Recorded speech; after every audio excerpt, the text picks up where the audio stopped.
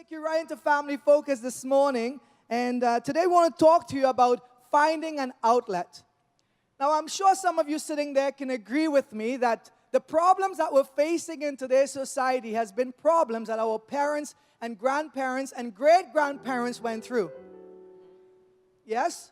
All right. If you want to know some of those problems like work, finances, relationship, marital problems, raising children. You know, it's not an easy task to raise children in this generation. In my generation, when I was growing up, those problems existed, but we really never focused on the problem. We tried to find solutions or outlets. So when I would come from school, I had like 25 goats. My kids don't like me to say it because it says, "Dad, that was in your time." And I had to go down to the river and the ponds and bring buckets of water to water the plants. And there was all the different things that we used to do, climb the mango tree or go down skating with a coconut branch down a hill. And that was the way of dealing with stress in school and dealing with issues in life. Today's generation is a little bit different, and we cannot change today's generation in regards to the stresses that they're going through. We have to find an outlet. Now, in the past times, a lot of us may have used different type of outlets like drugs and alcohol and gaming and pornography and all these gambling and the addiction issues that we see that is just getting more worse and more worse.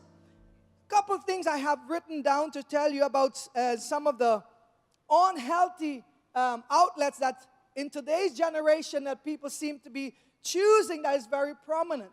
Do you know that Canada is the #1 country in the world? We were the 3rd in the world. Now we're #1 country in the world to prescribe antidepressant medication. That tells me that we have a little bit of a problem in coping and learning to find an outlet in regards to how we can deal with the stressors in life.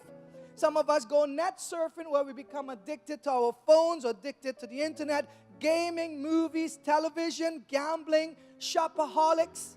You know, all these outlet malls. We're going for an outlet avenue to go shopping and spending money, and we don't really have the money when the bill comes in.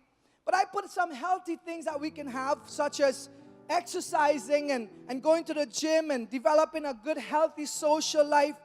Church, to me, is #1 on my list as a healthy outlet. Why? Because every other outlet out there has flaws and are temporary. But God is a permanent outlet. God's outlet will never turn you down. When we focus on God, He has the solution that is going to help us regardless of what those stresses are, regardless of what those situations that we're facing. Can somebody say amen? Amen. And so we have a couple tips we want to leave with you. Well, number one is we all need to, as my husband said, find that outlet when we're struggling. And we all know that the greatest outlet is Jesus Christ. But there's some things that we can do to help de-escalate what's happening or how we're feeling. Some of the natural things are like exercise, going for walks, anything that would help diffuse some of the anxiety you might be experiencing. Number two is to condition the mind to positive outlets. My husband shared a lot of the negative outlets that people often turn to. What are some positive ones?